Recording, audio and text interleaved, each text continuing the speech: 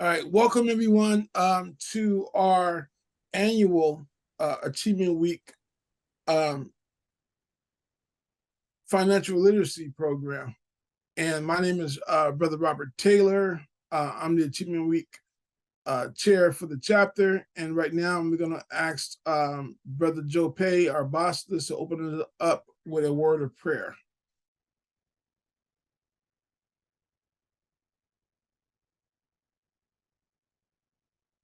Thank you, Brother Taylor. Dear Heavenly Father, thank you for this opportunity to convene and join together as friends and as brothers and as those seeking knowledge and an understanding and appreciation for literacy in the world of finances and all that is included. The real estate, the insurance aspect, and then artificial intelligence. We thank you for this opportunity and we ask that you bless each and every one of us. In Jesus' name we pray, amen. Amen, team. Thank you, Doc. So again, my name is Brother Robert Taylor. I'm the Achievement Week chair for Phi Beta Beta chapter. And we're going to give you some knowledge today that you possibly wouldn't have known of with AI and so on and so forth, and real estate and so on and so forth. So right now, I'm going to turn the meeting over to Brother Donovan Bell. Appreciate that, Brother Taylor. I am Donovan Bell. I am the 12th District Technology Chair, also a Director of Legal Operations at Intel, and really excited about the program that we have for you today. We've got some excellent speakers up in store for you. So we are going to have some wonderful presentations, and we're going to unpack a little bit more on AI and what it means. And so looking forward to it. And with that, I'm going to give it to our first speaker. I'm going to pass to our first speaker, which is Brother Simeon Haynes, who's going to speak on environmental engineering and give you some insight into where we're going with electric vehicles and whatnot. And with that, Brother Simeon, I'll give it to you. Thank you, everyone, and welcome. I really appreciate y'all being here, and I appreciate the invite from the Brothers of Omega Sci-Fi. So let's go ahead and get started. Can someone share my presentation? All right, thank you. So my name is Simeon Haynes, as mentioned before, and I'm an environmental engineer. So I want to talk to you guys about what it's like to be an environmental engineer. All the pictures in this presentation have been taken by me, so hope y'all enjoy. So what is an environmental engineering, or what is environmental engineering? So we are basically the hippies of the engineering world. We manage and we clean the air, the water, the natural resources. We make sure they're clean or keep them clean or try to clean them up. I work in the air quality management district, or the air management sector, but there's other options you can work in, like water quality, which is my background, the solid waste treatment or solid waste management, trying to divert things from the landfill and recycle, reduce, reuse, and renewable energy, getting energy from things like solar, wind, even wave energy. There are many available careers worldwide with this, with environmental engineering, because we tackle climate change, and climate change is happening throughout the world, not just here in California. So it's going to take global solutions to fix a global problem, which also means global jobs. So we are professional problem solvers, and there's a lot of problems to be solved. Next slide. Okay, so how did I become an environmental engineer? Very simple. I went to college. I went to Cal Poly Humboldt for my bachelor's in environmental engineering, and then my master's was at Sacramento State University, master's in environmental engineering. We did a lot. The best advice I could give anyone going to college or about to go to college or is in college is to find study groups. I could not have gotten any of my degrees without my study groups. Working together, building that brotherhood is really key to getting through school. You cannot do it by yourself. Well, you can, but it's going to be a lot harder. Get into study groups and surround yourself with people who are smart and positive and moving forward and have the same ideas as you. If you surround yourself with negative do-nothing people, guess where you're going to end up? Negative do-nothing person. So it's very important. I want to tell you a quick story I heard when I was in college about a young Black man who went to school for mathematics. First semester, got all A's, went back home for Christmas to LA and hung out with his high school friends, went to a New Year's house party. He didn't know his high school friends who did not go to college started hanging around with the wrong crowd and started gangbanging. And a week before the party, the high school students or the high school friends got in a fight with the rival gang. And guess who showed up to the house party? The rival gang. They shot up the house party, and the one person that got shot was the Black kid who went to college and had his, or was getting his who was majoring in mathematics with a 4.0. So you got to watch who you surround yourself with. So keep that in mind. Also, moving on to internships, they are a very important key to getting through college. No one's going to hire you if you just have a degree in engineering. You got to get some experience. There are, of course, exceptions to the rules if you have the right networking capabilities, but most of us are going to need some experience on that resume. For me, I did an internship in Alaska where I was doing renewable energy work. And then I got an internship in Colorado where I was doing air quality monitoring, and then again in Costa Rica the following summer, doing stream water quality monitoring. Pura vida todos los días. So all of these were paid plus $10 an hour for 40 hours a week for 10 weeks. So I'll let you do the math. But the money wasn't the big thing. It was the experience and the people I met and the projects I got to work on. That's what got me the job that I have now. Next slide. So I work for the California Air Resources Board. I monitor, it's a government agency here in California that monitors the air quality. We regulate the air quality and monitor the air quality by regulating and limiting the amount of pollutants coming from cars and trucks and other mobile sources. So in other words, stop, take a deep breath. You didn't cough, you're welcome. That's what we do. And air quality doesn't just stay in California. Emissions don't have passports. They don't recognize political boundaries. When you clean up the air quality here in California, you clean up the air quality for the world, regardless of your race or gender, beliefs, anything. We all breathe the same molecule, oxygen.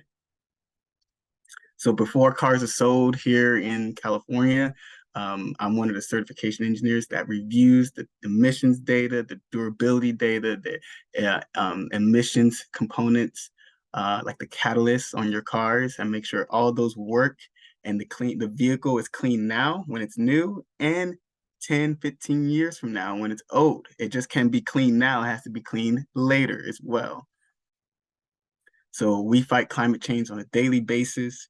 I also get to work with some new technologies, or at least get exposed to new technologies, where I work at heads up to everyone.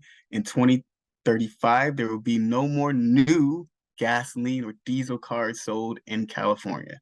So that gas and diesel stuff is on its way out. What will replace it is electric cars, hydrogen fuel cell cars, and maybe some other type of technologies that are currently being developed right now.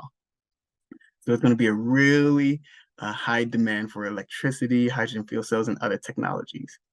And that brings me to my next slide. So again, there's going to be different types of fuels. A lot of it's going to be electric and hydrogen, but there might be another source. Methane, I hear, is a good source, promising. But also to you future scientists, you future engineers out there, there are definitely opportunities for you to develop new type of technologies, new ideas to save the world, basically, for us to use as a way to get to work instead of using electric and hydrogen fuel cell. One source is nuclear power. It's the only way you can make a large amount of energy to power our population, 8 billion people on the planet, on its way to 9 billion. You need to make a lot of electricity, a lot of power, but also nuclear power has no greenhouse gases. And I know many of you scientists are going to say, well, we have the waste products. Well, that's true, but it's contained in several hundred barrels of toxic waste, which is easier to manage than several hundred million different cars or several hundred different million different trucks and airplanes and trains that are managed and operated by different countries, different agencies, different industries. It's way easier to manage just these barrels of waste that are the same, and we understand it. And new fuels like thorium, their waste products decay after 100 years versus tens of thousand years, like the previous types of nuclear reactors we were all afraid of. So we have to move past this fear of using nuclear energy. Look at jets, for example. Jets, the first jets were designed by the Nazi Germany in World War II to shoot down planes and cause basically death and destruction. But now everyone uses planes that have been repackaged, improved, and now jet planes take people on vacations. So we got to change the way we think about technologies. So just because nuclear energy was bad in the past, instead of using it to destroy cities, we could use nuclear energy to power them. Next slide. So why should you choose STEM? I would say the pay is great. A lot of studies show that STEM majors get paid well, and the opportunities are worldwide. I mean, just this world full of technology and science, and it's ever growing. I mean, look how many of us have cell phones now. Look how high tech our cell phones are. Most cell phones are powerful, more powerful than laptops were like 5 years ago. So this ever growing world we live in is going to take STEM majors, but just don't do it for the money. Do it because you legitimately want to and you like it. All right, don't do it for the money. There's also other benefits as government aid. I should say government student loan forgiveness. After 10 years of working for the government, all my loans are forgiven. It's kind of like the civilian version of the GI Bill, but instead of 4 years, it's 10 years, and the rest is forgiven. Also, we are going to Mars in 2026, ladies and gentlemen. We are going to be an interplanetary species. That means we don't need any more basketball players or football players or baseball players. What we need are engineers, scientists, biologists, astrophysicists. We need these people who are going to help us navigate this very dangerous and chaotic galaxy that we live in. And we're trying to move to a different planet anytime soon. Mars, we're definitely going to need more scientists. And also, I want to keep it real. I want to be real honest with y'all. I'm sick and tired of being the only Black person in these engineering meetings and often the only person of color. It's 2023. I think we need more color, more diversity in the sciences, especially here in California. I've often been asked by my professors, my engineering professors, where are all the Black students? And I'll go to the Black students who are often in the humanities majors. Nothing wrong with the humanities. And I asked them, why don't y'all come join the party in engineering and science? And they all, well, I started noticing a recurring theme. And the theme was, Sim, I don't like science. I don't like math. I'm not good at numbers. Oh, it's hard. Or I don't know anybody in that major. Well, neither did I. And I started off in remedial math. And I worked my way up all through basically all the math courses that my university had to offer. And so then it's just good old-fashioned hard work that got me there. And how did you learn how to walk? You just started walking, you fell, you got back up. How do you use your cell phone? You started practicing. Everything just comes down to practice. They did a study on which race of students has the highest GPA in the United States. Guess who was the highest, this race with the highest GPA? Asian students. Was it because they're superior, genetically superior? No. What they found out in the study, they work hard.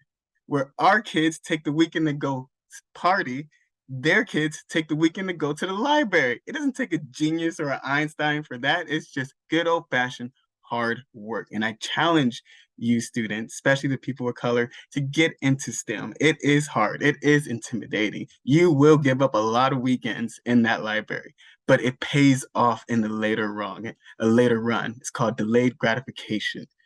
It will pay off in the end, but you got to put in the hard work and time now. All right, next slide. I want to leave you one of my favorite quotes that got me through a lot of engineering, and that is by Calvin Coolidge, one of our presidents. Nothing in this world can take the place of persistence. Talent will not. Nothing is more common than unsuccessful men with talent or women. Genius will not. Unrewarded genius is almost a proverb. Education will not. The world is full of educated derelicts. Persistence and determination alone are omnipotent. The slogan "Press On" has solved and always will solve the problems of the human race. I love that quote. Why? Because it doesn't matter where you come from or what you look like or how much money your parents did or did not have or what your education beginnings were like. It really doesn't matter. What really matters is how willing you are to persevere and persist, to move on through that uplift, just keep on grinding and going back.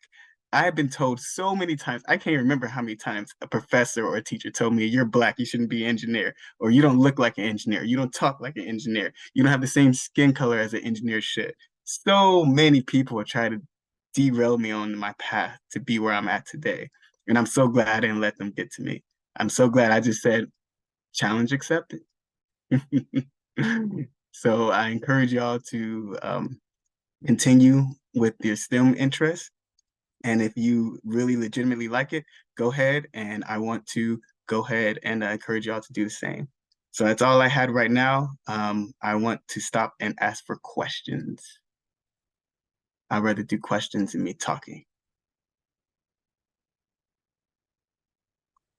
Excellent, excellent presentation there. Really appreciate Thank you. it. Very well done.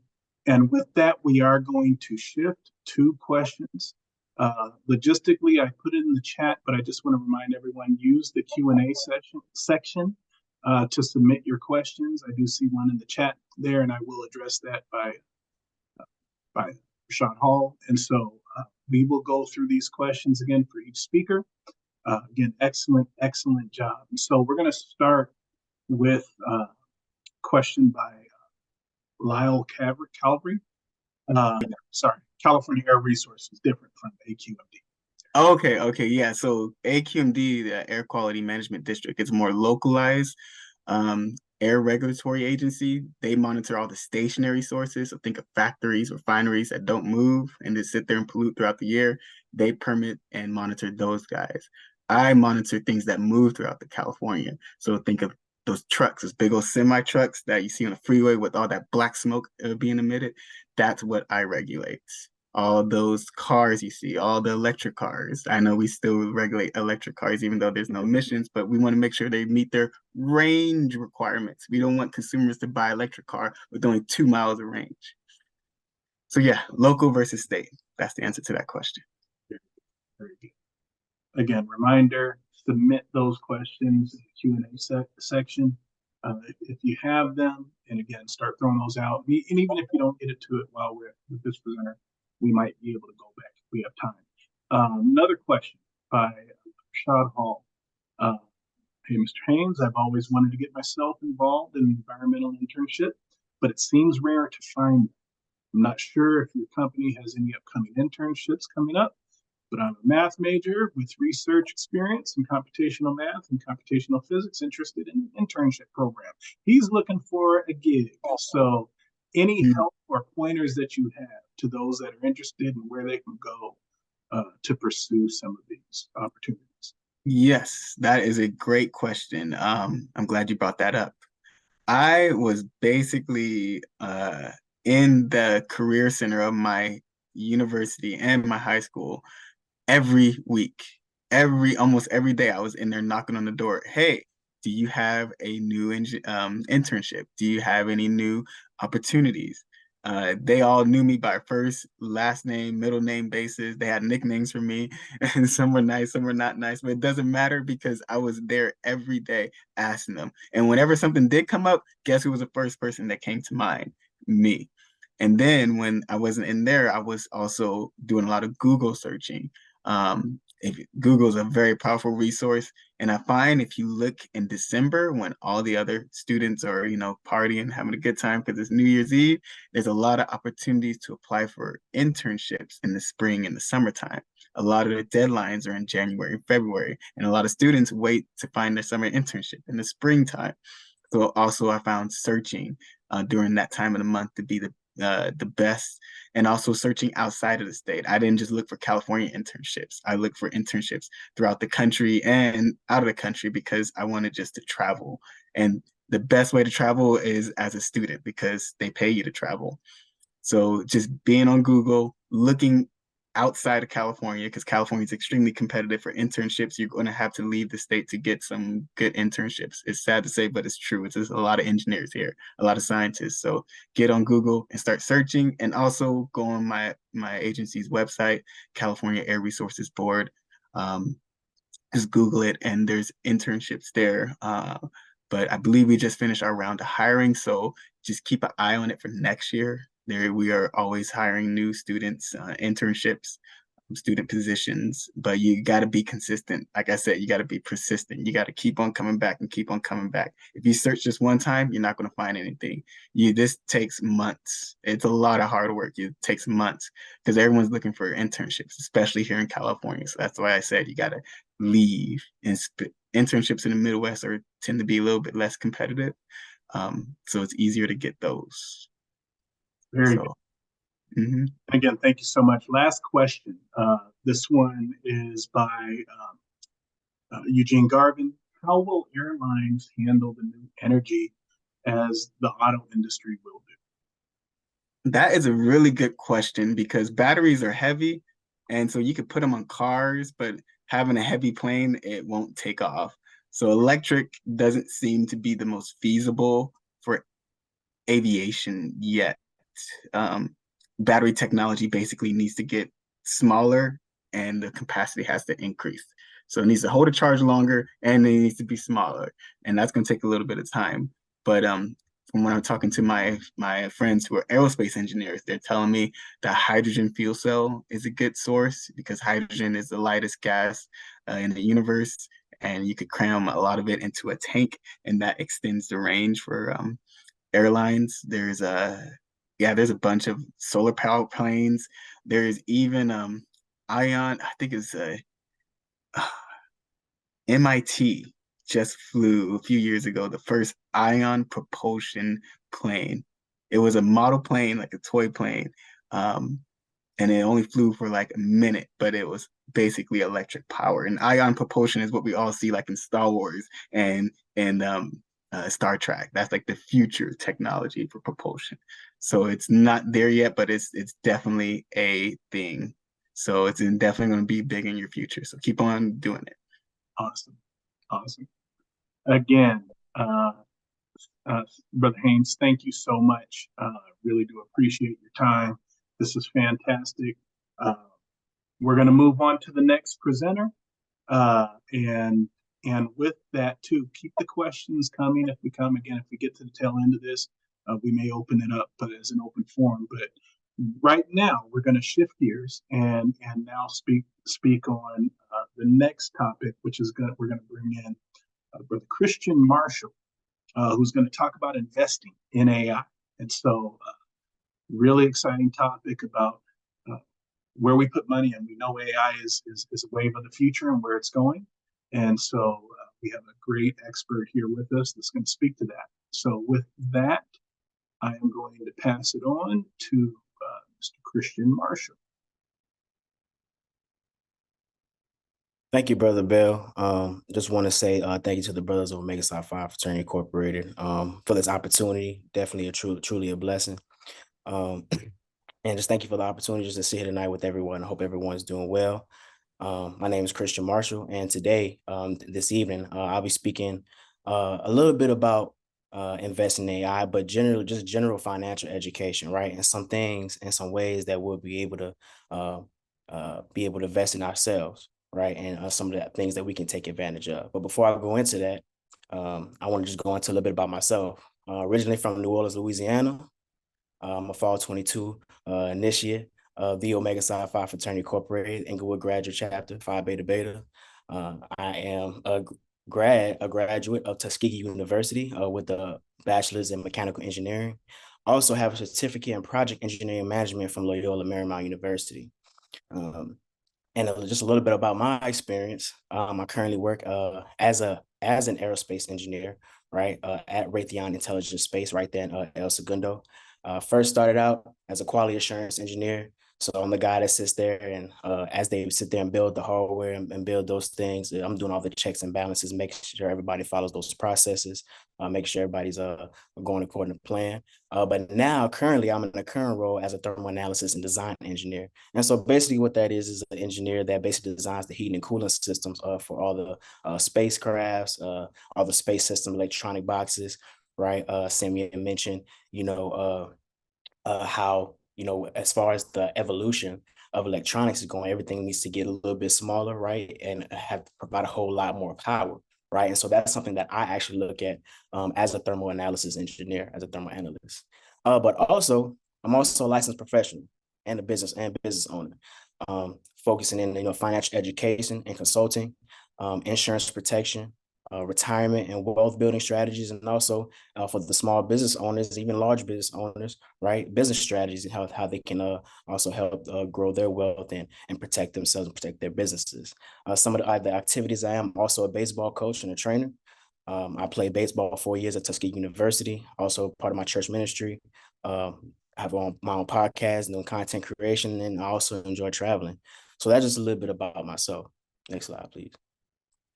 And so some things I want you guys to be able to take away from this presentation is definitely some key financial concepts to help, increase your financial literacy. We know that that's a big thing in our community that we actually need. That's why I got into this industry as well, while also working in the aerospace industry to be able to provide that. Being able to know the types of financial investment vehicles, and just a few that we're actually going to speak on, and I'm going to speak on this evening, T-bills, annuities, Roth IRA, and IUL. Some of you guys may have heard some of these things, you may not have, but that's the reason that we're here tonight. We're also going to talk about balancing risk and reward, and then also going to speak on the top 5 artificial intelligence company stocks right now in 2023. And then we're going to a brief Q&A right directly after that. So as I continue to go through this presentation, I want you guys to consider some of these questions. Do you know somebody who could benefit from this information?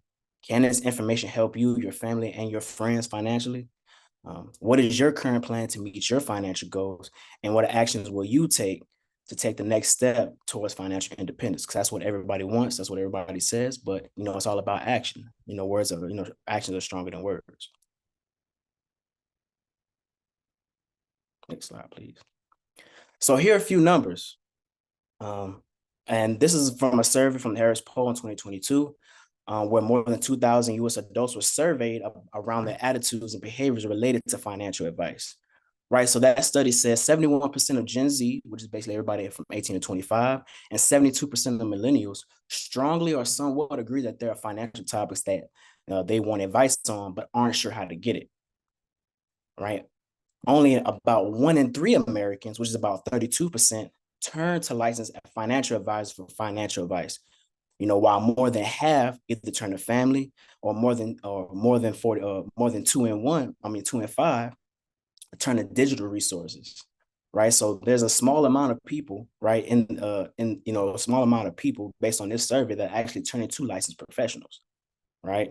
And then 44% of Gen Z, 47% of Gen X, right, turn to digital sources for financial advice, including all social media platforms like Instagram, TikTok, podcasts, things of that nature. But roughly 2/3 of Americans, which is 68%, say a personalized financial plan based on their goals would be an extremely or very important factor if they were considering financial advisor. So if you want to take control of your financial future, wouldn't it make sense to seek a financial professional for help? Right? That's like, training for a marathon, or, training for a sport, trying to be a professional athlete. You don't get there, solely by yourself. You have to get help. You have to get experienced people that know what they're talking about, whether it's nutrition, whether it's training, whether it's the skill itself, the sport you're playing. That's coming from experience as a former college athlete, right? So it makes it so our finances work the same way. We got to seek out professional help to be able to get the right advice and get some of the right guidance. Next slide, please. And so here are some key facts. Tracking 100 Americans at age 25, by the time they reach age 65, 100 people at age 65 30, 34 are either no longer living, 56 are dead broke, 5 are still working, 4 are financially independent, and 1 is wealthy. Right. And so that's kind of, that puts some things into perspective. That's some real life changing crazy numbers that we kind of think about. Right. So it kind of makes us think about what we need to do in terms of our goals, our plans, and what we want to do to be able to set ourselves up better for a better financial future. Right. So the majority of us are in this area, right? The majority of us either earn $100,000 or less, have a job, have a 401k, on term life insurance, which there is a difference between the different types of life insurance, right? We rent a home, put money in the bank, have credit card debt, have minimal tax advantages. That means there's somewhere we could be saving on taxes, right? But we're not really doing that, and have no advisor or plan, right? No financial advisor or plan. That's the majority of us, but the minority earn $250,000 or more, are business owners, own permanent life insurance, own a home, have a well-diversified portfolio, are debt-free, have maximized the tax advantages, and actually have a financial professional that actually helped them out. And so I want to be able to present some of these numbers because these are the key facts that we have to be able to think about when it comes to designing our lifestyle, designing our dream lifestyle, right? And where we should kind of be and what we should be thinking towards, right? And most people don't plan to fail. They just fail to plan. So you need to be able to put a plan in place to be able to get that going. Next slide. So going into a couple of financial concepts, right? I don't know how many of us have heard about it, but this is the rule of 72, or the power of compound interest, right? And so this example shows, this example below shows how much you can earn over time with an investment of $10,000 at different rates of return, starting at age 29, right? So take the first column, right? The rule of 72 basically says that you take the number 72, you divide that by the rate of return that you want to see on your money, and that will tell you roughly about the number of years that it would take for your money to double. So in that first column, you see we have 1%. So assuming we get a 1% rate of return, right? Or 1% compounded interest on our money sitting in the bank, which I don't know about y'all, but most banks that we put our money in, we're seeing less than that, right? So assuming that we're seeing a 1% rate of return, takes the number 72, divide that by 1, that means your dollar is going to double every 72 years, right? And so that 10,000 isn't going to turn into 20,000 until about 101. And I don't know about y'all, but I don't have 72 years to sit there and wait for my money to double. But if we go look on the far right side, if there was some type of avenue, some type of vehicle, some type of account that we can put our money into, right, that we see a 10% rate of return, all right, take the number 72 divided by 10, that means our money is going to double roughly every 7.2 years, right? So starting with that same 10,000, that means by the age of 72, if you look at the bottom, by the time we reach 72, that's $640,000 roughly, right? So that's a big gap. And so whenever you're saving your money into something, you want to consider the rate of return that you're getting, right? And Einstein said it best. He said, compound interest is the 8th wonder of the world. He who understands it earns it. He who doesn't pays it. Now you might say, hey, I don't have $10,000 to invest. Well, it doesn't matter if you have $10,000. Doesn't matter if you have $50, $10. You got to start somewhere, and there's no better time to start but now, right? Because the sooner you start, the more you can accrue over time. Next slide, please. Now let's start thinking about some options for your money, right? So there's various ways, to invest your money, to allow it to grow, right? To put it into, right? So in broad terms, there's usually 3 options, right? You have your fixed option, right? So if you look at the fixed option, as you continue to save your money, right? This is assuming we save our money in the bank. We get less than that 1%. So you see there's no growth with that fixed option, right? Then you have your variable option. This is what the stock market looks like, right? So you see how it goes up and down, different rates of return. You gaining money, but you're losing money, right? At the same time. And then you have your index option. Now, if you look at that gray line, you can see that there's some up and down movement. Now, that is the stock. Now, that is the variable market, right? That's the money in the market. But with index option, that's an option that allows you to be able to see all the gains of the market, but none of the losses. So, for instance, if you sit there and put $10,000 into account and you're just trying to see that rate of return, once the stock market goes down, because it does, right? Everything happens in cycles. Then when the stock market does go down, the market does go down, you won't see any losses on your money. So there are different vehicles and options and products that allow you to be able to do that, right? And so you got to ask yourself this question: how would you like your money to grow? Just depends. Next slide, please.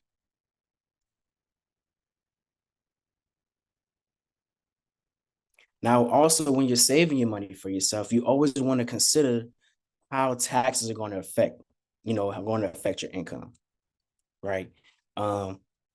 There's two things that's going to be here and that we can't control, and that's always going to be the two main factors that always eat away at our income. That's inflation, which right now is about 4%, and then taxes. Taxes are those are the main two things that are not going anywhere, but they're the main contributors to why a lot of people can't save money for themselves. So this is how money gets taxed, right? So you have in the first column, you have what's called tax me now. You have tax now, right? These are your savings account. That's your money that's sitting in the bank, savings and checkings account, certificates of deposit, the CDs, mutual funds, and stocks. All those things get taxed right now, right? But then the government looked at that, and the more the more that you earn, the higher tax, the higher tax is going to be. So if you're expecting on making more money or planning on making more money, you got to figure out how you're going to reduce those taxes, right? So the government saw that, right? And they said, okay, well, let's come up with something where it allows people to be able to put their money into to be able to be taxed later or tax deferred.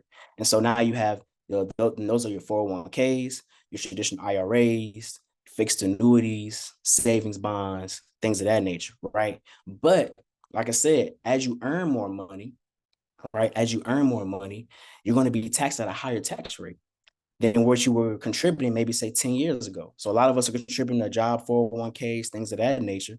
But we got to consider, as our income grows, how much we're going to get taxed later on. Right. So if you saved up $100,000 in your 401k, you're not going to get that full $100,000, right? And it's going to be taxed at a higher rate. So it's not going to be taxed at 22, might be taxed at 30%, depending on where your income is at. But then you have tax advantage, right? And this is called basically tax never, right? And those are your Roth IRAs and cash accumulation and insurance policy, which these are the options that many of the wealthy actually use, right? And so when you're saving, you want to be sure to consider the effect that tax can have on your income. Next slide, please.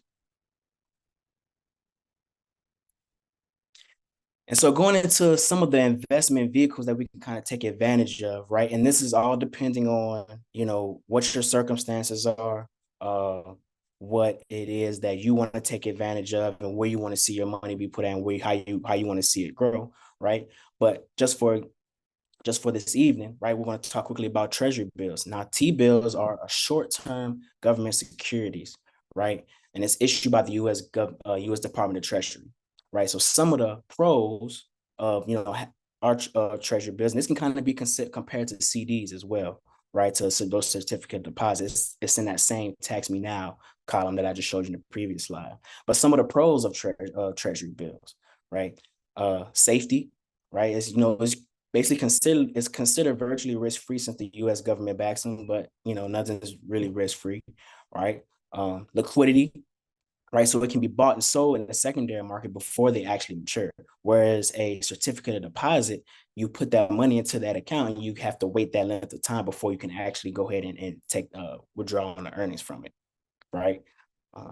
And there are predictable returns, right? So it's a fixed interest rate, determined at the auction where you buy it and sell that, which ensures, a known return.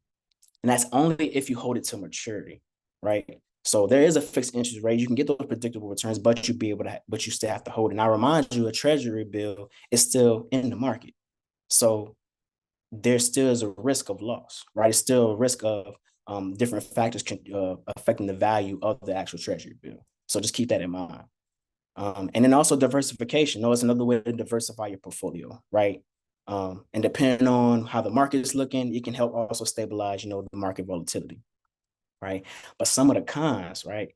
Low returns, it's generally lower than other investments like stocks or corporate bonds. So it's generally a lower rate of return. So this can be considered more of a more conservative way to be able to save your money, right?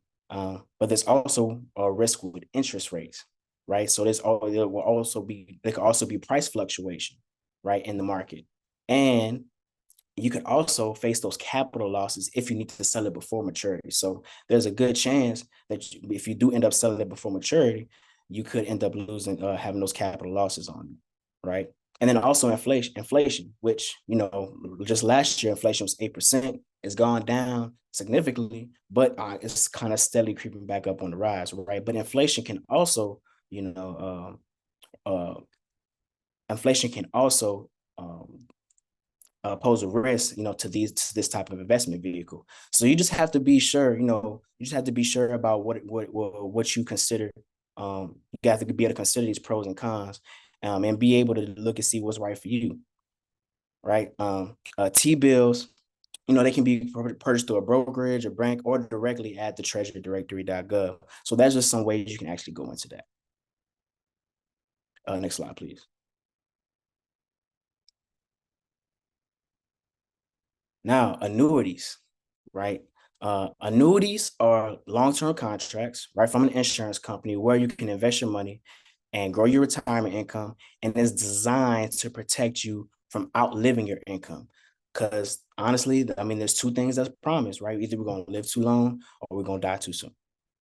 That's just what it is, right? And when I say live too long, as we live and as we grow, most times we outlive the income that we have, which is why you see a lot of people retiring, right? But even in retirement, they go back and still go to work. Either, it's not just because they're bored, but also a lot of people actually still need some more money, especially when you talk about inflation and taxes. And Social Security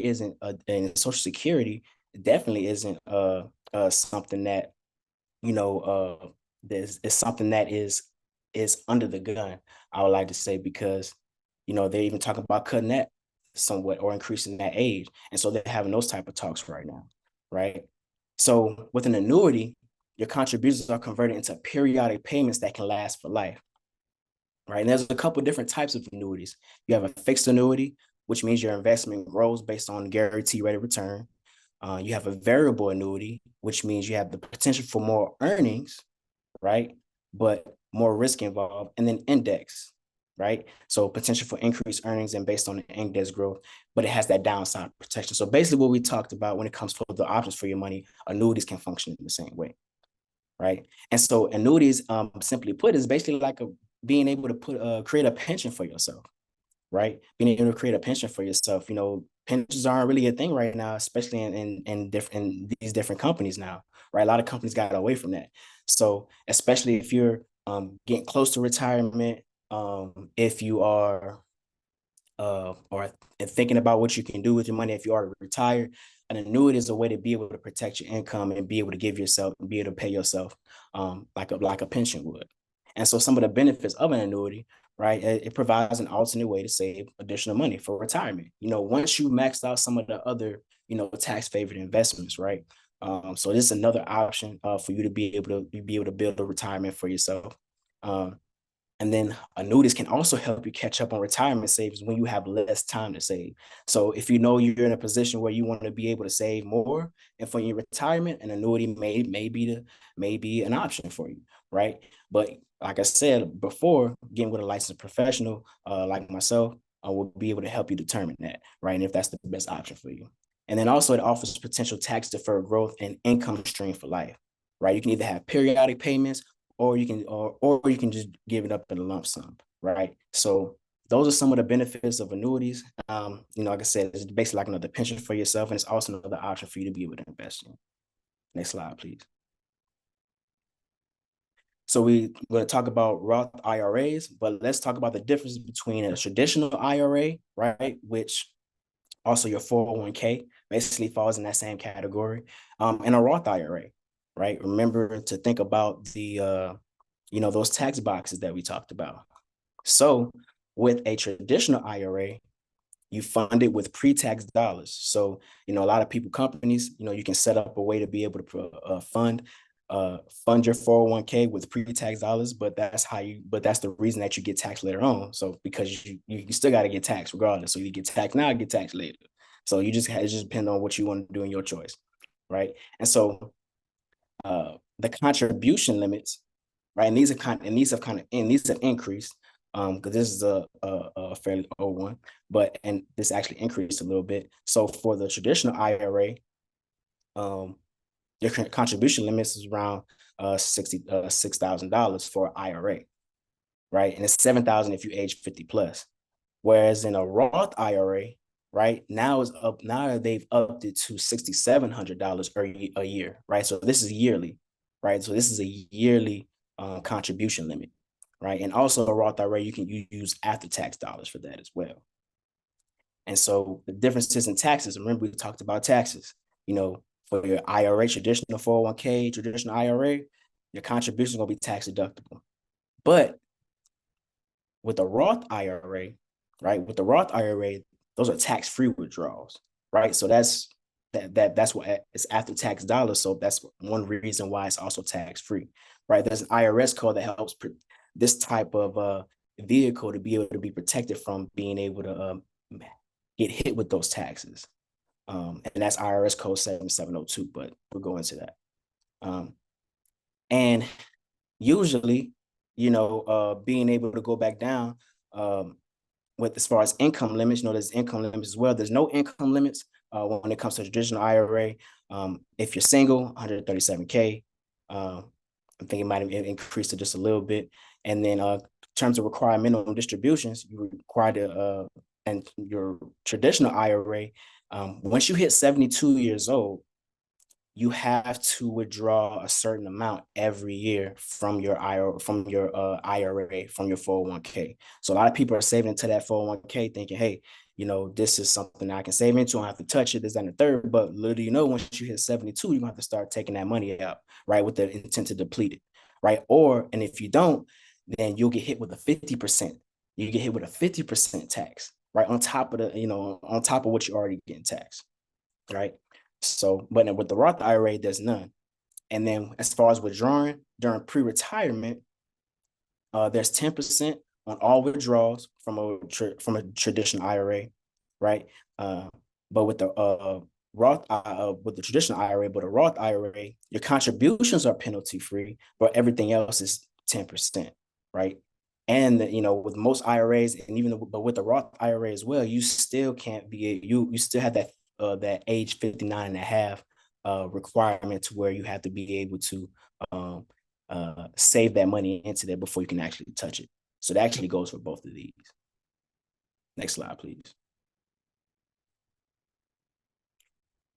Now, this is another vehicle, right, that many people may not know about, some people may know about, right? Index universal life policies, right? So it's a type of permanent life insurance policy, right? So it's a type of permanent life insurance policy, which means that it lasts for your entire life.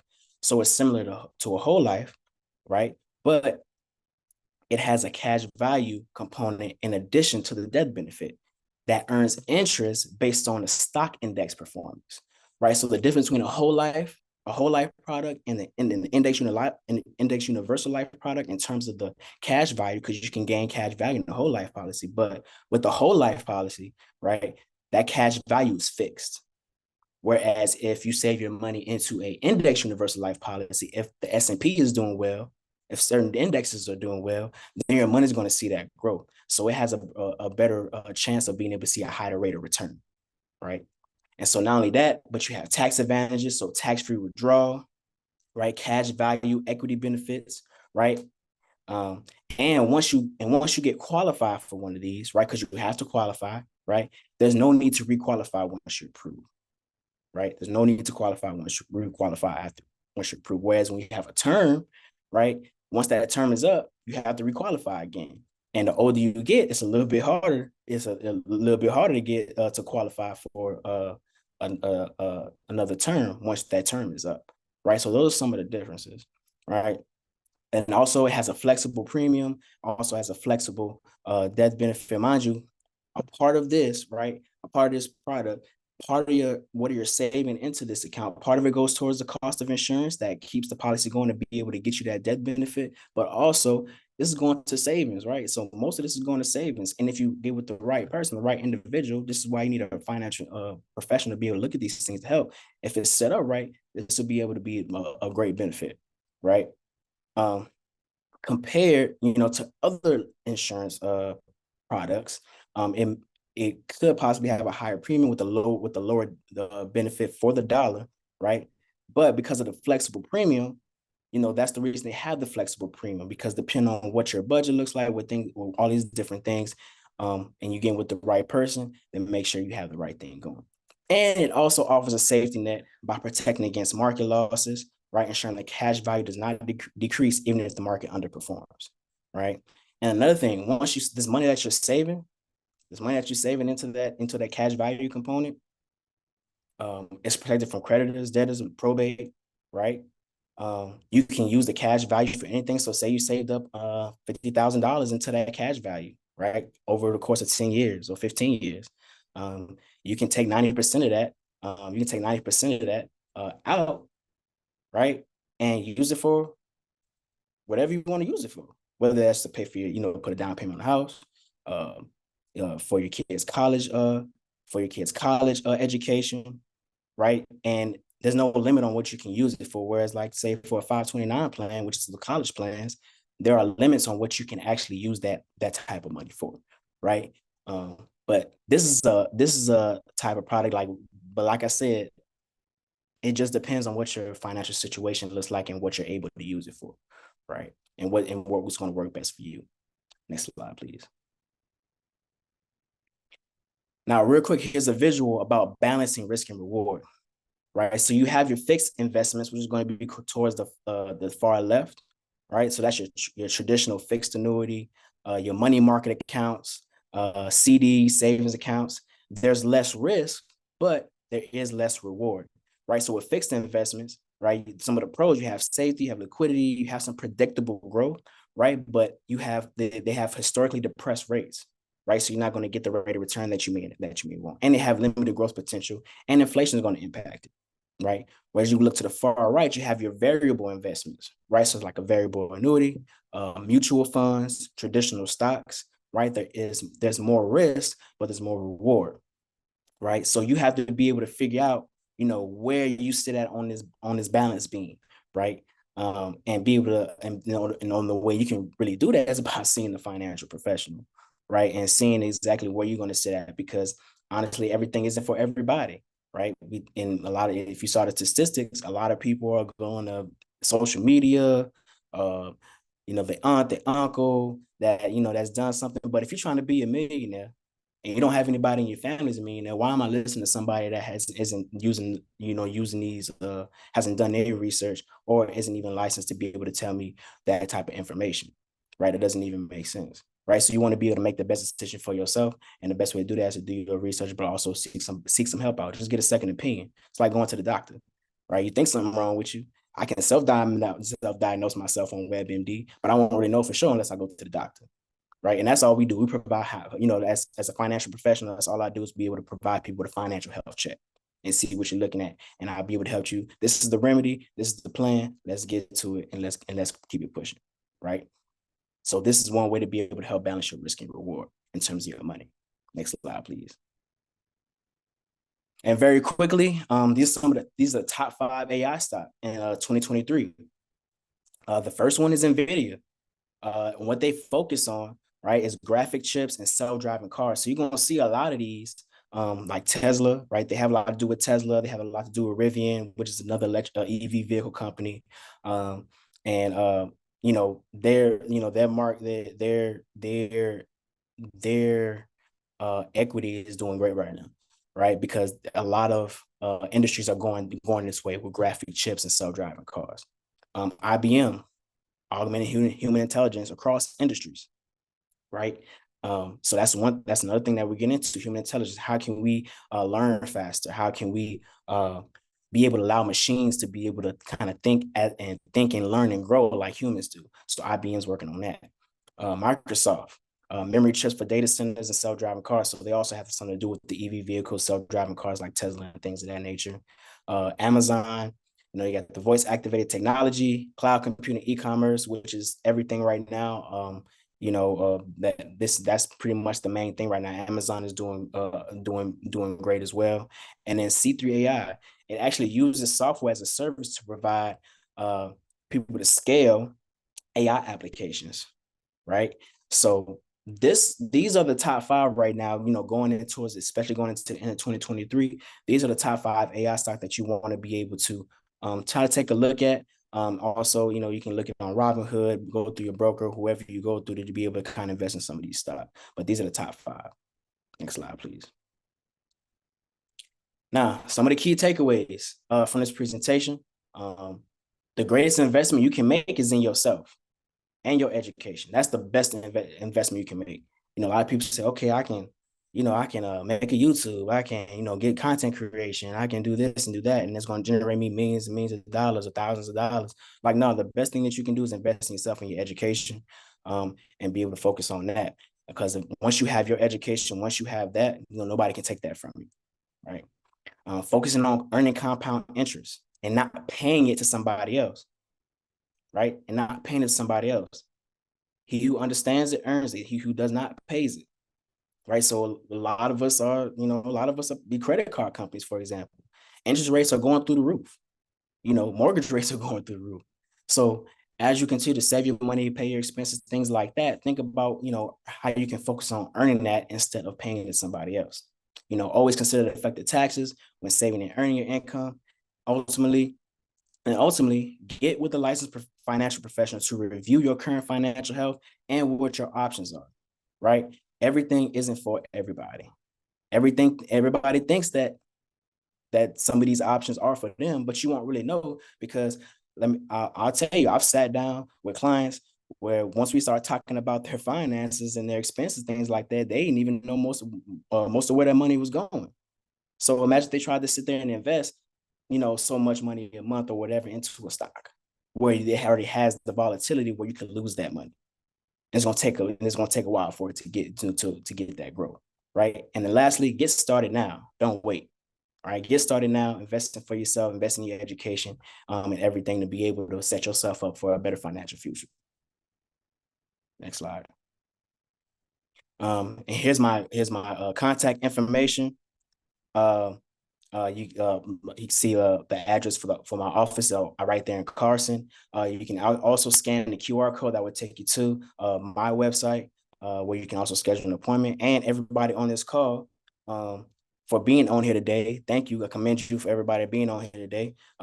You get a complimentary financial review. I'm able to provide that for free. Mind you, these type of reviews, right? It's an extensive financial health check, but these type of reviews can cost anywhere from $500 to $1,500 depending on who you go through. But because of what I'm able to do, I'm able to provide it for free. So that's all I have. Like I said, thank you for being attentive today, and thank you, Brother Bell. We'll give it back to Brother Bell.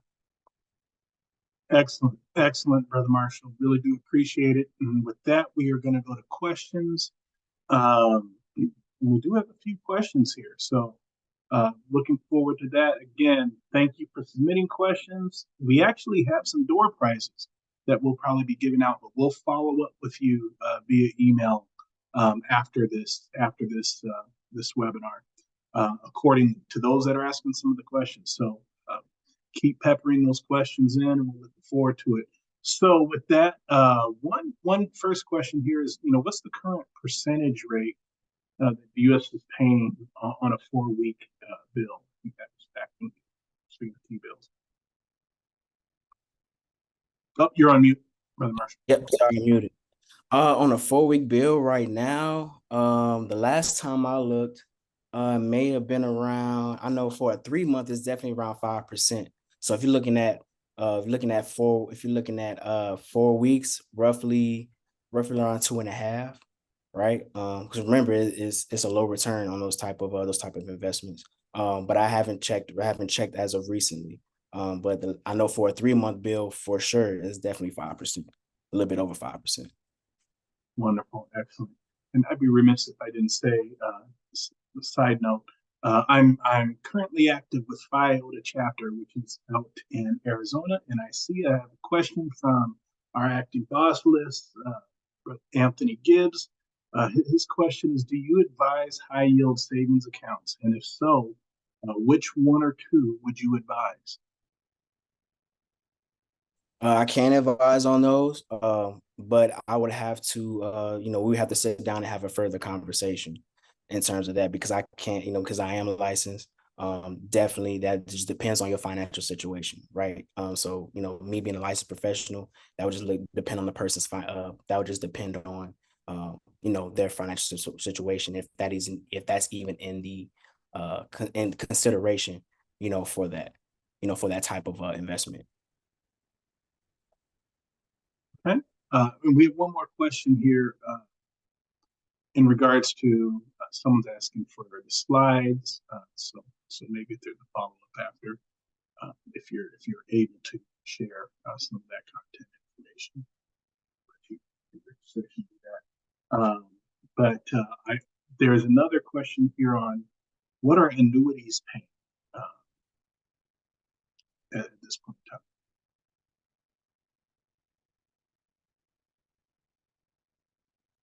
You said what are annuities paying out at this current moment? Yep. Right now, within a year, probably around 5.5, almost 6%. Yeah, around that. But it also depends on whether you get like a fixed annuity, index annuity, or a variable annuity. So it kind of depends because they kind of operate a little bit differently. But it just depends on if you're gonna be more conservative, you're gonna be a little more risky in terms of what you want to see back. But roughly on average around 6%. Okay. All right. Again, thank you so much, Marshall. Really do appreciate your presentation. Excellent work. And we are going to keep it moving. So with that, we're going to move on to our next speaker. Just kind of as a recap, we had Brother Simeon Haynes, who gave us a different pathway of how to get the bag, a different approach going into environmental engineering and some of the things that we're seeing with EV, electric vehicles, and some of the things that are happening and the effect it has from a climate change perspective. Brother Marsh gave us some insight then, and once you get the bag, how to invest it. And now we're going to speak to another way, right? Here's another approach that exists, and we're going to pass it to Brother Alvin Ciano, who's going to speak from a real estate perspective. And so, without further ado, I'm going to pass it to him and let him speak a little bit about himself as I get the presentation up and going. And with that, I yield the floor to you, Ciano. Perfect. Definitely appreciate Brother Bell. And of course, thank you to the brothers of Omega Psi Phi Fraternity Incorporated and the Chapter Phi Beta Beta. Appreciate Brother Haynes and Brother Marshall for getting the people right. So we're going to dive into the real estate side, the residential and commercial. Next slide.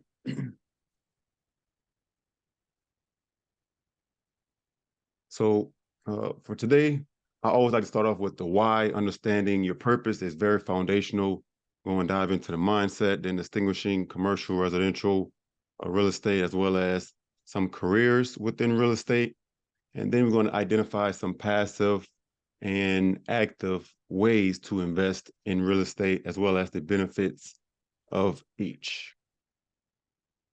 Next slide. So what is your why? You can click through. Is it that you want to get out of debt? As a lot of professionals, people that went to school, my college was $40,000-$50,000 in tuition. So over 4 years, you're getting $200,000 in debt or credit card debt. or is it your family? Are you looking to really take care of your parents, take care of your kids, leave that legacy to make sure they're secure, don't have to worry about anything? Or is it for retirement? Is that really you creeping up there in wisdom, and you're on the back end, so you want to just relax, chill, make sure your nest egg is secure and ready for you to live the good life and the retired life? Or is it financial freedom in general? I want to just be able to do what I want, where I want, when I want, how I want, wherever I so choose. And understanding that why, understanding that purpose of what's really driving you is what you really need to hone in and focus on, because that is what will propel you past the difficult times and keep you focused, keep your eye on the prize. So next slide. So now, in saying that, we have our purpose, we have our why, and when we establish that, we need to figure out what type of mindset will get us to that point, right? I always like to say, what got you here won't get you there. So the things that got us up to step 3 or 4 in life, if we're trying to get to step 10, what do we need to change? So that same old thinking will not get new results. That's the definition of insanity, right? Keep on doing the same thing, expecting different results. We have to evolve, we have to grow. And as our mindset does that, so will our life, so will our results, and the life that we can live. So however we want to structure that, make sure that that's always foundational to always evolve your mindset. You good? So a quick snippet of my journey, how I changed my mindset, my purpose. Originally from New Orleans, Louisiana area as well. Shout out Brother Marshall. Not too far. Went to college at Wofford College out in South Carolina. I mentioned very expensive private liberal arts school. Studied physics and math while also being a student athlete, All-American and Hall of Fame athlete, and had a lot of success. I went on to play with the Chargers in the NFL, played a couple years. However, tore my ACL, had knee surgery, and also had shoulder surgery. So I had to transition a little bit. I had to evolve my mindset and what my purpose was in life. I eventually went on to get my master's in mechanical engineering, and started working in aerospace industry for several different companies. Northrop Grumman, Raytheon, worked on NASA products for 8 years. And then at some point, it was a matter of, I realized that I wanted more. I didn't want to just work for 40 years. There's if someone enjoys what they're doing and they want, and that's what they choose to do, then that's perfectly fine. But for myself, that wasn't something that I wanted. I wanted to have a little bit more flexibility, as mentioned on the prior slide, that financial freedom aspect, right? So I was investing in real estate this entire time, and real estate was actually what allowed me to step away from my W-2, retired from my W-2 income altogether, and my real estate portfolio allowed me freedom, financial security, and the ability to do as I so please. So we're gonna touch a little bit on some of the projects I've been on as well. So in saying that, I really, really want to establish the difference between employees and investors. Now, you can be an employee with an investor mindset. However, some people are employees with an employee mindset, and that's what's keeping them stuck in the employee state. You can click through. So who is at the top of their game from the employee side versus the investor side? Everybody familiar with this brand right here, Coca-Cola, right? Top 10 or so, top 50 company, the number 1 in the beverage industry. The CEO of Coca-Cola is James Quincy. Anybody know James? I know James. James getting paid well. He makes $23 million. James is the man. Unfortunately, James, there's also taxes, there's also inflation, that's also cost of living. And James probably took home maybe 11 to 12 million of that. And then once you factor in inflation and so many other costs, very little of that $23 million James actually kept. Now, on the other end, the top of the wealth and income game is actually the investor. Anybody know the number one investor in Coca-Cola? It is Warren Buffett, who owns 400 million shares of Coca-Cola that pay him $1.84, measly $1.84 per share. But that $1.84 add up quick, because he collects well over $700 million just in dividends, that are returned to their investors at the end of the year. So to make a big distinct difference, you have someone like James who's been paid pretty well, but you best believe James is working probably 60, 80 plus hours a week, whereas someone like Warren Buffett, they actually have that freedom to do as they please. So and at the same time earn 50 times more than the top person, the CEO at the company. So understand that the world's top 81 billionaires have more wealth than the bottom 50%. That's over 4 billion people. So that didn't just happen overnight, or they didn't inherit that. 80% of millionaires are actually self-made. So there has to be something that they're thinking and doing to be able to create that wealth. And understand the only difference between an employee and an investor is really just their mindset. That's literally the only difference. So, understand that wealthy people do the right thing, or rich people and employees per se, they do the right things, but wealthy people invest in the right things and see a exponential growth and return on that investment. So, income is what you're paid, but equity is what you own. Next slide. So here are some money storage options. We understand that you can be an employee, you can be an investor. So it's obviously you want to be an investor, right? Employee not getting the job done, and to even move up the corporate ladder, you got to wait till at least 30 people pass away, which so a lot of people, life expectancy getting a little bit longer. So that means that much longer for you to wait to move up the ladder. But you can start investing right now. You don't have to wait on anyone but yourself. So where can you store your money as an investor? There's the typical checking and saving. As you can see, starting with $100, you got 0%, 0.03% for saving. You're not making any money. I mean, it's pretty self-explanatory. The last place you want to store your money is in a traditional checking or a savings account. Next. Now, the next best option, which a lot of society pushes, is the stock market, retirement accounts, stock market, and those are great options for you. And a lot of people typically see the 8% and the 10% returns. However, those are gross returns. I'm sure everyone knows what gross means. If you don't, I'll tell you. That is the total amount that you made.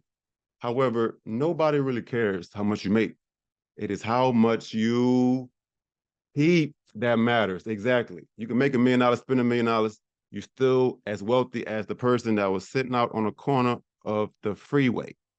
So we need to focus on how much we're keeping. Net returns is always what we want to focus on. On average, once you, so 8% is the average S&P, 10% if you include dividends, but a lot of the S&P don't even include dividends, right? So they don't pay dividends to their investors. So from the 8%, once you factor in inflation, once you factor in your advisory fees and other fees, on average, the 401k, the stock market in general, will get you about 5%. Now, 5% is good. The average person that has actually invested in a retirement account or the stock market is actually lower than that, because they have some bonds that offsets a lot of their growth. So their growth is actually at 3%. Their net growth is actually at 3%, which inflation has been over the past 50 years on average 3%. So you're really breaking even. Like, you're not even gaining, you're investing to stay where you're at. Now, on the flip side of that, you can click the next. The other option is real estate. Single family real estate on average, returns grow or net 3%, because with single family, if one tenant move out, you're at 100% vacancy, which means nobody is in the property, you have no income, and therefore you're not getting any return on investment. Whereas with multifamily real estate, which is the king of the hill, the multifamily real estate, it grosses about 15% on average. And once you factor in the 3%, it's at 12% net.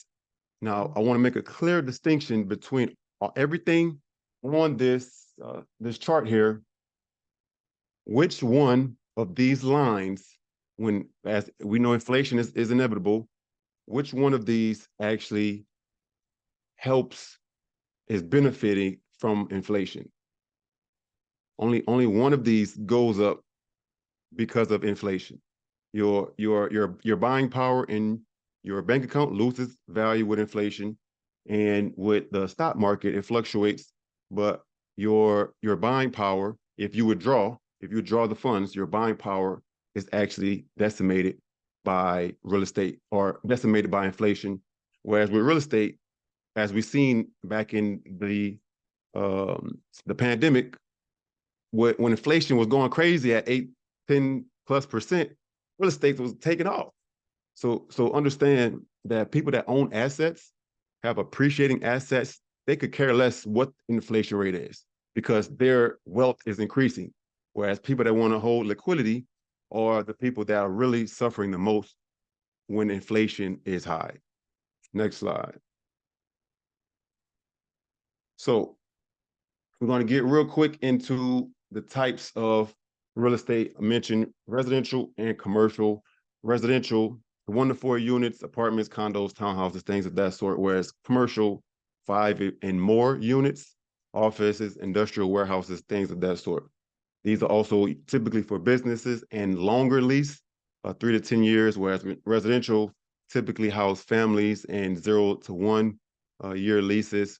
And the very distinct difference, probably the most profound difference with residential real estate, it is the evaluation is from the comparable sales approach, which basically means if Johnny across the street don't feel like getting top dollar for their house, it affects the value of my house. If Susan down the street over here, they got cars all in the street and they have not really taking care of their yard, that will depreciate the value of my property, because its evaluation depends on how my surrounding area is evaluated, or the sales of the properties. Whereas with commercial properties, it's typically only investors. Like it doesn't really matter what any other nearby neighbor may be doing. It really depends on the income, how much income. Because as an investor, I care about returns and I care about the income generated on the property. So it is the cap rate comparison that establishes a commercial property's value, which I'll say cap rate is basically the NOI divided by the sales price. So in order to get the sales price, you just do the NOI, net operating income, divided by the cap rate. And you can actually increase the value. I've seen people increase the value of their commercial property simply by optimizing the income. So give you a quick example. If I have 100 units or even 10 units, 10 units, and I just have $10, I have an increase of $10 in each unit, that's $100 per month over the 12 month, $1,200. Now, as you can see, the more the units and the more the increase is, I can literally make the value of my property go up millions of dollars simply by doing basic rent increases or basic pet fees. And that's why if you live in an apartment, they charge pet fees and other fees, because all they're doing is increasing the NOI. So when they can sell it, they can get a lot higher value for that property when they sell it. Next slide. So we're going to switch gears real quick and talk about careers in real estate. Many different careers you can get involved in. There's plenty of engineers, civil engineers, mechanical, electrical engineers, structural engineers, and there's plenty different analysts, data analysts, financial analysts, and there's plenty different geologists and geographic information systems. I mean, you can go through the list and you'll see, and this is not even a full list. I mean, this is just some of the main ways. But as Brother Haynes stated earlier, in the STEM careers, you can get paid very well. 6 figures is very much typical, the norm. And what I did was I used my engineering employer as my business partner. The company was my first business partner. Like, thank you for paying me this a lot of money. I'm going to invest this into assets that will actually end up appreciating to where I can create more income from my assets than the engineering company was even paying me. So now I'm in a position to where, okay, do I go work these 40, 50, 60 hours a week and make still good money? Or can I just focus on my assets and work 10 hours a week and make more money? I think I'll go with option B, every time. So, but you want to start somewhere, right? So this is what the careers within real estate. So you can also, a lot of people I know, if they worked as lenders, worked as brokers and realtors and so forth, and that really started their involvement in initiation within the real estate industry, to where now they're getting deals sent to them.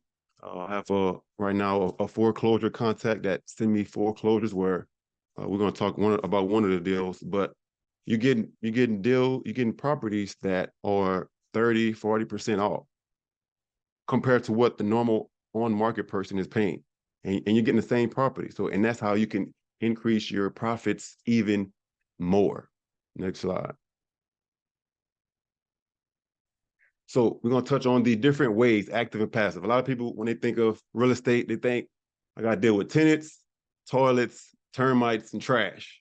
But you don't necessarily have to. So on the active side, there's real estate fix and flipping. It's simply where you get a property that's worn down, need a lot of work. Sweat equity is what it's called. And as you fix it up, let's say you bought a property for $100,000, you put $50,000 into it. Now you're all in at $150,000, but now it values at $250,000. I made $100,000 just by putting some sweat equity into it. That's fix and flipping.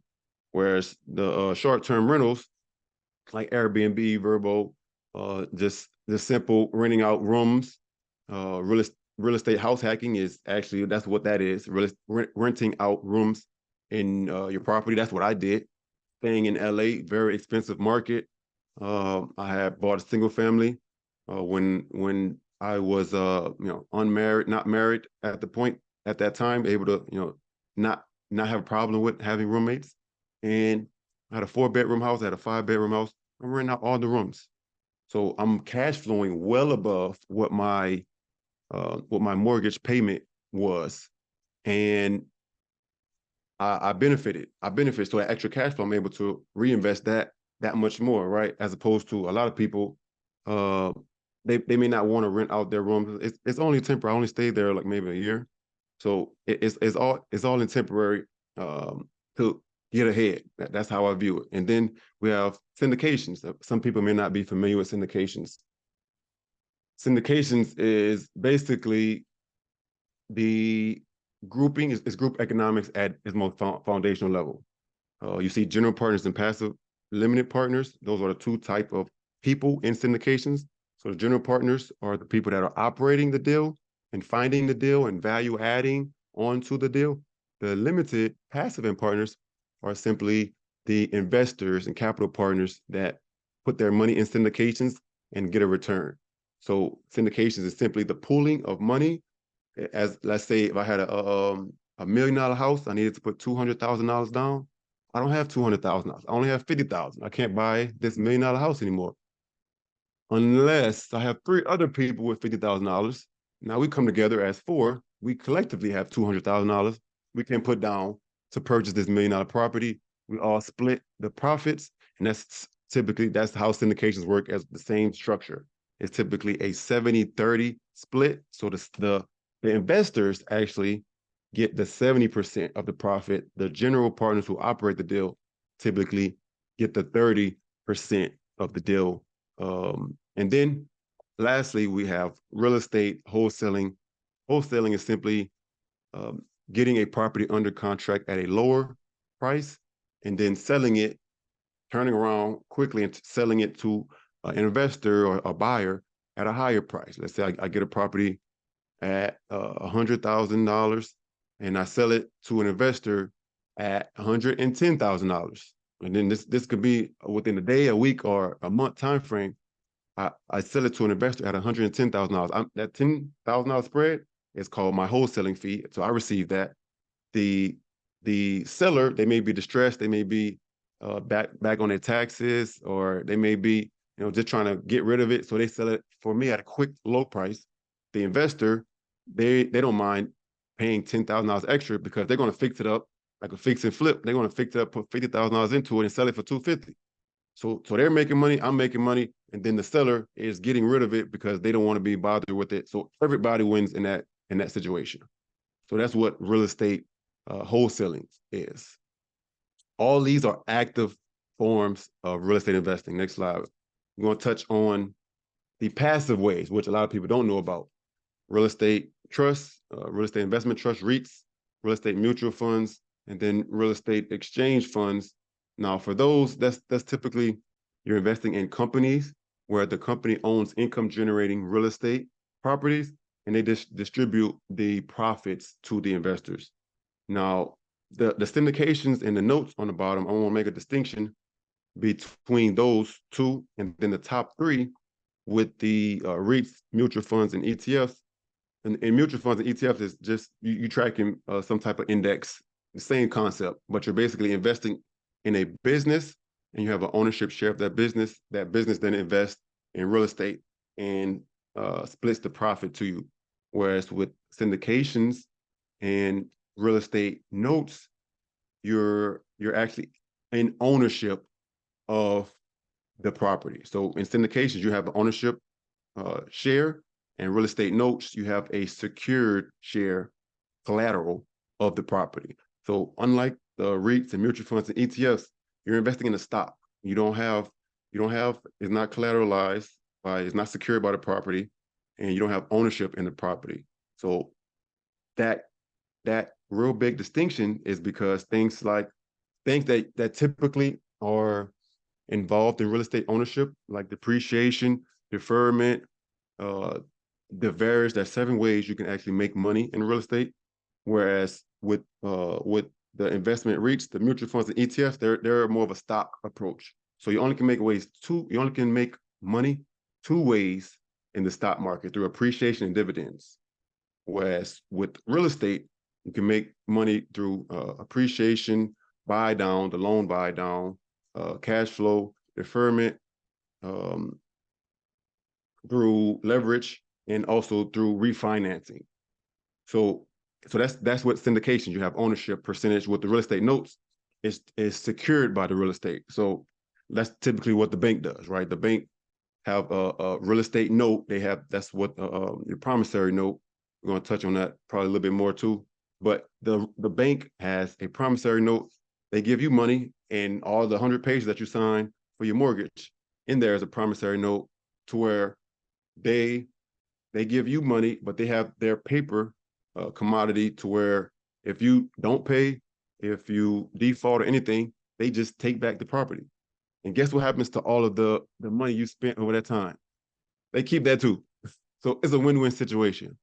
There's only four types of assets: businesses, real estate, paper, and commodities. Commodities are like gold and natural resources, oil, things of that sort. But if you look, a lot of the most successful, more wealthier people, they typically invest in some type of paper assets, and they typically have some type of entrepreneur business, and then they Of course, the stat, 90% of millionaires created through real estate. That's simply because it's the most, is one of the most secure and less volatile asset classes you can invest in. So that's the real estate notes side of things. Next slide. So different real estate case studies. These are some of my own personal investments in all of the prior slides, the different ways you can invest in real estate. First, we have here is the syndication.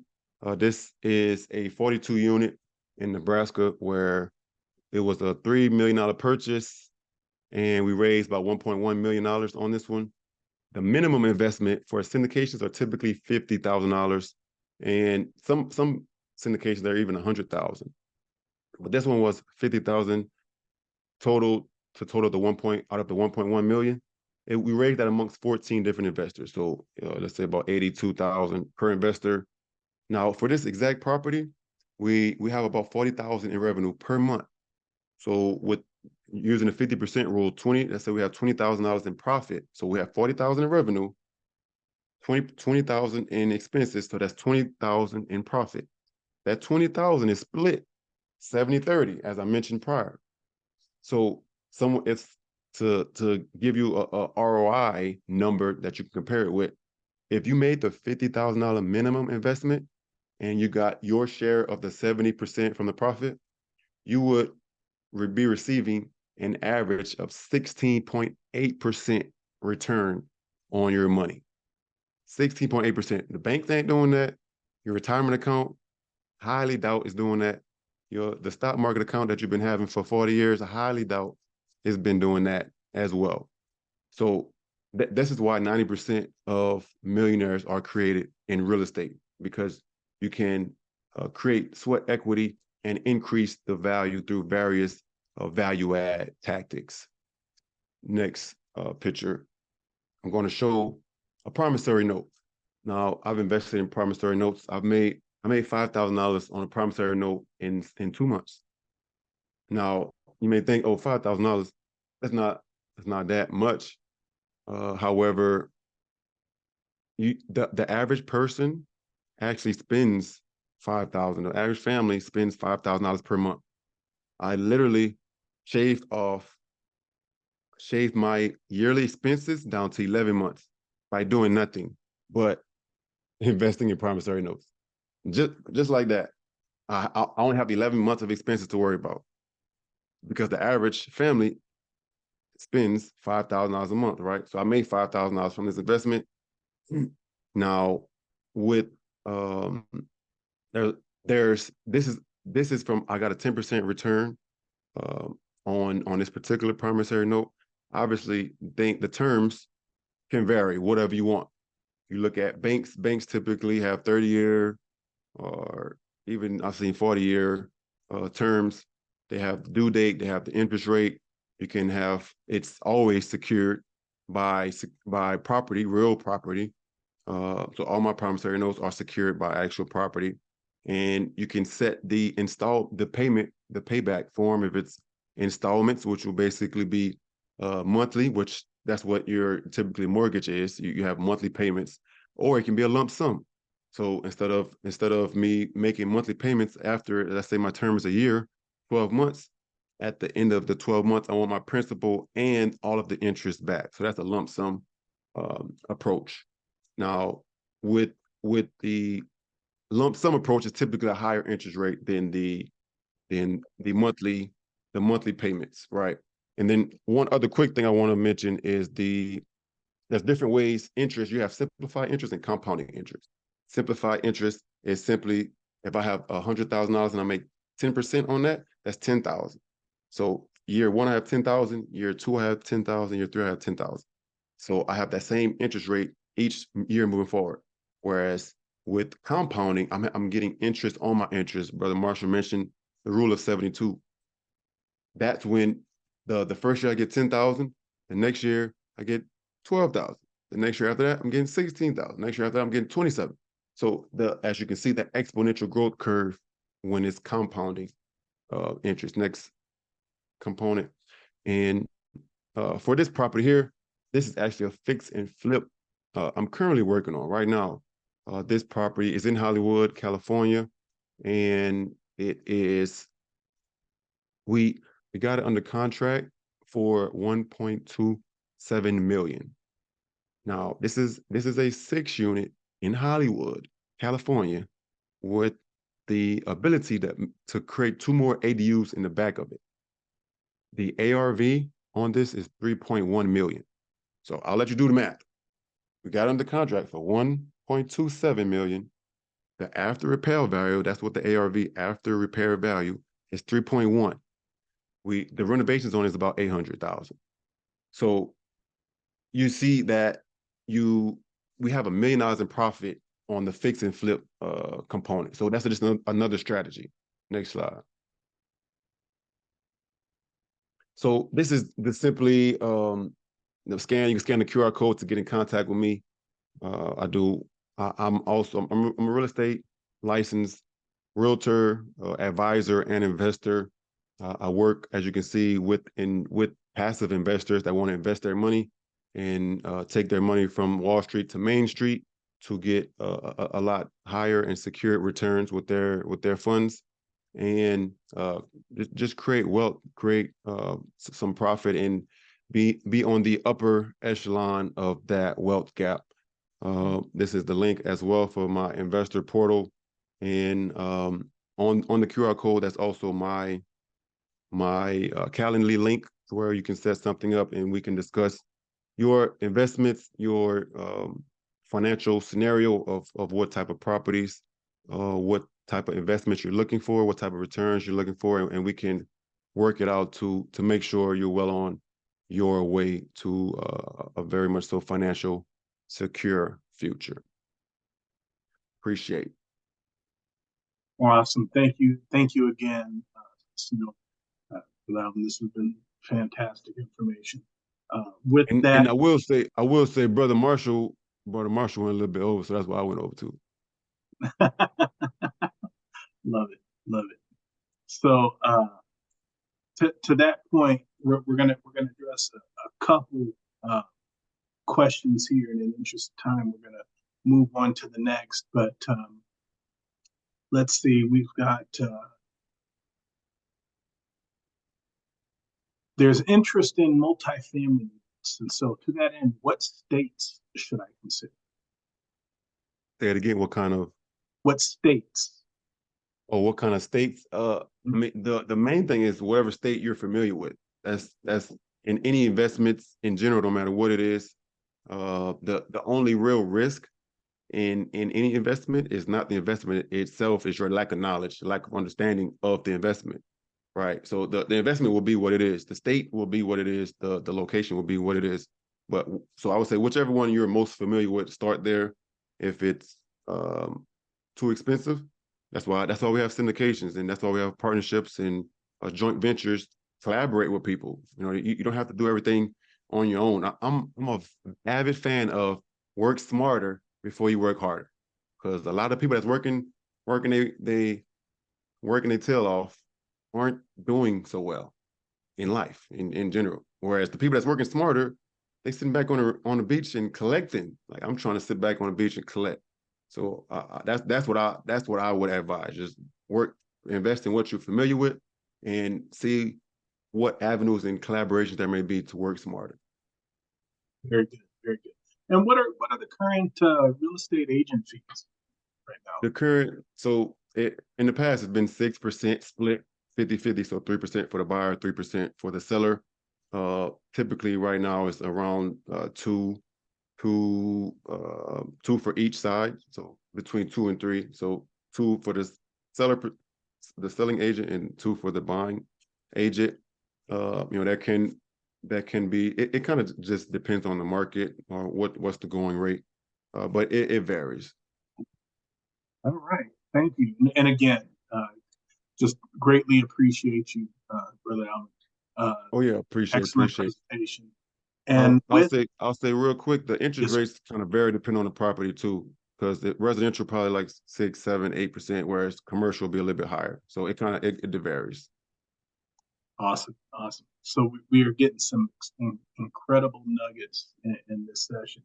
And with that, we're going to have our final presenter, uh, who's also kind of the one that spearheaded this, put this together. Brother Michael Haynes is with us, and so he's going to be speaking on investing in artificial intelligence. And so, with that, we're going to pass it on to him and have him come before us, and I'll get his presentation up and running. He also happens to be our fraternity's 12th district STEM chairman. So really excited to hear what he has to share and say as we've been hearing a lot of information up to this point. So with that, Brother Haynes, and as you recognize the name, this is the father of Simeon Haynes. So all in the family STEM is deeply rooted. So great to see it and great to have you here. So with that, I'll give you the floor. All right, thank you very much, young man. Man, this is a hard rush to come up with because I'm following such great presenters. However, let's pull the program slideshow up and make it a little bit bigger, just a little bit. All right, all right. Financial empowerment, the great economic reset. As you know, ladies and gentlemen, right now we are living in the great economic reset. Earlier you've heard about STEM careers. Subsequently, you then heard about annuities, T-bills, T-bonds, investment instruments. Then you heard somewhat about investing in real estate, multi-family and commercial real estate. Um, I'm going to talk about investing in artificial intelligence, robotics, and automation. Just remember, who tells the stockbrokers the information is economic analysts. Who tells the economic analysts? The technical people. I am one of those technical people that discuss where the technology is going, in this case, for the next 20 to 30 years. So when you think about the current investment climate, you must consider artificial intelligence or AI is out there, robotics is out there, automation is out there. So we're going to identify various companies that you should consider putting that extra 5, 10, 20, 30, 40, 200, $300 in right now. I will say this, instead of buying your son the $300 tennis shoes, buy him the $100 tennis shoes and take the remaining 200 and invest in Nike. I'm almost sure in the next 10 years, the Nike stock will elevate better and be more an investment tool than that gentleman's tennis shoes. So again, when we speak of investments, next slide, we're going to jump right into it. As you know, your current president signed an executive order on AI. His concerns is mainly instruments dealing with civil rights and the industry regulations. That's mainly what this executive order covers. I would highly suggest everyone on this investment seminar get a copy of the president's executive order. You can Google it, but you will see things that are talking of future. Some of you are writing reports. Do you know in the next 2 years, your company or your organization can use your likeness and sell that report? Now, you may negotiate a flat fee for one time on that. However, the company can sell your product over and over and over and over and over again using AI. So you really need to be clear as we go forward. AI is going to touch every single industry. Next slide. And the industries of concern, it would be in artificial intelligence. So what is artificial intelligence? It's divided into three main areas: robotics, mainly that physically deals with robots of some form or some kind. Security bots is an easy one. Drones are another different type of mobile robot. You have then artificial intelligence that mainly deals with the computers and cloud, the cloud IDs and etc. And then you have automation. As you know, 90% of the automobile industry is automated. They have robots doing the hard assembly where people 20 years ago was doing that work. So again, ladies and gentlemen, as you consider investing in artificial intelligence, remember the subcategories. You have robotics, you have artificial intelligence, and you have what we call high tech or robomation or automation. Next slide. All right, let's talk about some of these future careers real quick because some of you know a son, a daughter, niece, a nephew that is concerned about, well, what am I going to major in or what should I do? Now, again, I'm not saying anything negative about any other industry. I'm saying, and we're highlighting AI tonight. So, AI, what are some of the hot topics in regards of majors? Data engineer, business intelligence developer, excuse me, data scientist, machine learning engineer, where you're teaching the machine how to learn. Meaning you're teaching the robot how to learn. Research scientist, where you interface with both human and robots, and subsequently develop a learning platform for the artificial intelligence. Software engineering, where again, software engineering, where you're designing softwares, software in this case, architect, where you're actually designing and implementing that design, data analyst, robotics engineer, and then also copyright and branding specialist. Some of you that are interested in law or being in the law area, legal area, you may want to consider branding, but you don't have to be an attorney to be a copyright or branding specialist, but majoring in law would also help. Next slide. And again, some of the top EV stocks. And again, these are stocks that you want to consider. These are stock companies where they are leading in the EV trade. That means the vehicles that are actually electrical vehicles. And some of these companies you already aware of. I'm giving you the top 5. However, the list is at least up to 10, but the top 5 as of November 2023 would be the Lucid Group, would be A, B, and B Limited, Algoro, Xinping, and then also Tesla.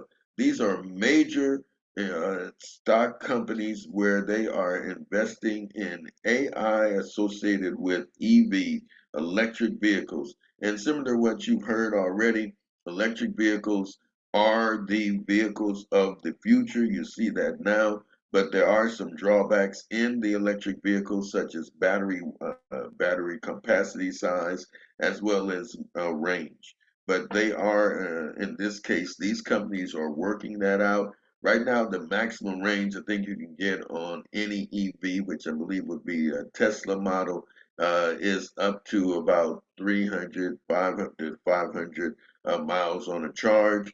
But there are vehicles that are coming out in 2024, 2025 that will exceed that mileage. Next slide. So again, let's also talk about, when you're talking about EVs, let's almost look at the Achilles heel, but let's first look at the Achilles portion of the heel, which is the charging battery stocks. Now, these are companies where they are manufacturing the charging systems. They're manufacturing the charging network. So when you're speaking of an EV, sometimes to make the charge full charge, you're looking at anywhere between a half an hour to an hour, sometimes maybe even longer, by waiting in line. These are the companies that build the charging stations. So if you were to invest in some of the top charging battery stocks, these will be the ones that you want to talk to your broker or Fidelity or Vanguard or whoever your broker is. These would be the stocks that you want to talk with them about investing in.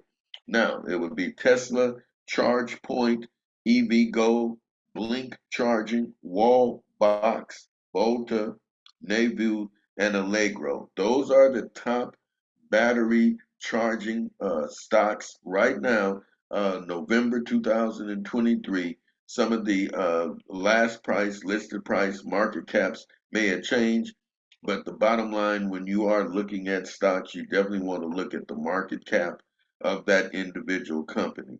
But these are the stocks that you want to look into either as an ETF, either as an index fund, or just purchasing the stock right up front at this time. Next slide. All right. So I told you about the batteries. We talked about the charging stations. We talked about the electric vehicle companies who are manufacturing these fabulous vehicles of the future. Let's talk about the Achilles heel. The Achilles heel is that right now EVs use lithium ion to be exact. Now, there are several companies that manufacture lithium. Now, the Chinese have jumped on this and they are further ahead than the United States. But in order for us to meet our 2035 goals, 2040 goals of going EV, we must address the charging time on the batteries and how long the batteries last in respect to mileage. Right now, the going industry is lithium ion batteries. However, the Chinese and Tesla have just come out with a sodium ion battery that is not only cheaper, it is less environmental hazards, but the problem with the sodium is that the mileage is not there. But sodium is the definitely alternative to lithium ion batteries that you want to look into stocks. So again, if you got 10, 20, 30, $100, $200 sitting around in the bank, just sold some property, and you want to throw it into some legitimate stocks of the future, look at the lithium battery stocks. I'm not going to go through the list of all of the companies listed. You can get this PowerPoint from us and you will see, or you can Google the top lithium stocks and talk with your stockbroker, talk with your investment counselor about purchasing these stocks right now, because again, we're going through the great reset and we're not going to see these opportunities going forward for some time. Next slide. All right. We're narrowing it down to, again, some of the best AI stocks to invest in. I think one of the other presenters did have a similar list of the companies that you want to look into. And one in particular, I was looking for an image on the AI, and I kept running into the same opaque white image for the AI. So I was able to find one of color. And it gave me the idea that we have to make sure that men of color or women of color or people of color, that the AI images actually look like us. I'm not sure if you want a robot walking through your house that don't exactly look like you, but it may be something that you need to look into. So these are the top AI stocks that you need to invest in. Now, when I say invest, I'm saying invest. So again, if you got 50, 200, $300 sitting around and you want it to work for you, these are the companies: Nvidia, IBM, Microsoft, of course, Amazon, and C3.ai. These are the best AI companies to invest in right now for secure investment. Now, remember, no investment is actually secure, but to be secured to the best of their ability, these companies definitely have a market cap that is high, and with that, their returns are even better. So look at getting Lil Johnny instead spending $500 on clothes for Lil Johnny or Lil Jeanette this Christmas or whatever holiday you celebrate. Why don't we just spend $200 on clothes and drop 300 in on some stocks for them. Because, well, again, when little Johnny and little Jody get to be 10, 15, 20, and 30, these stocks will probably have doubled, and some of these people can actually become the new millionaires going forward. Next slide. In closing, because I know we're running low, in closing, I want to acknowledge the sponsors and the stakeholders. I want to acknowledge Upward Bound Charities, the South Coast AQMD, which we are a regional governmental agency, Omega Psi Phi Fraternity, all of the chapters of Omega Psi Phi Fraternity throughout the United States, especially in the 12D. We want to acknowledge Cal EPA, which is a Air Resource Board, is a division of Cal EPA. And we also want to acknowledge ITTC Coffees and Importers.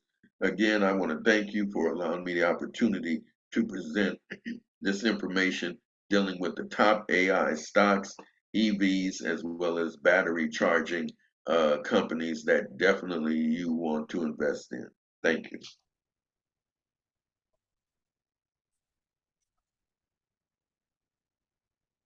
You're on mute. Bill, you're on mute.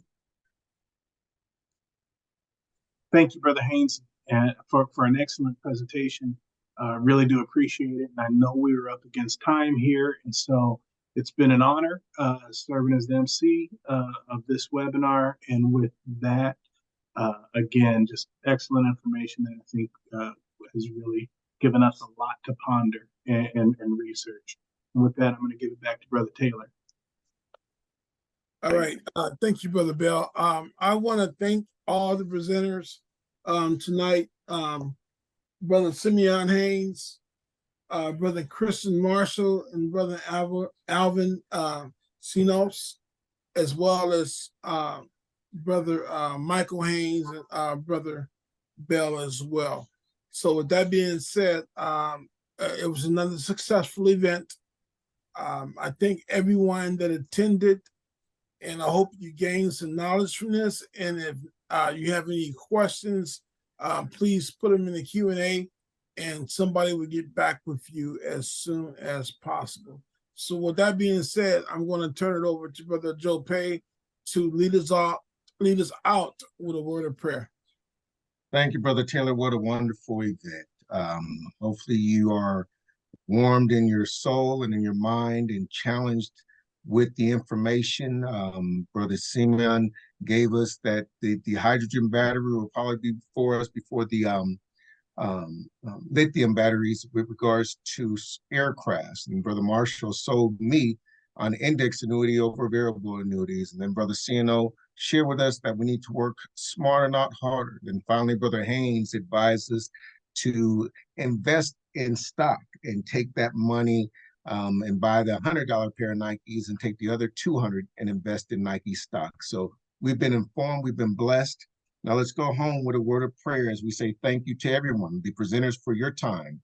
We thank the Lord for blessing us with the opportunity to have this moment and share it together, to be informed and address financial literacy, artificial intelligence, and how it will impact our future. And we thank the presenters and we thank all the attendees for their time and their presence this evening. With Jesus' name we pray and we thank you. Amen. Have a good night, everybody, and thank you for your time.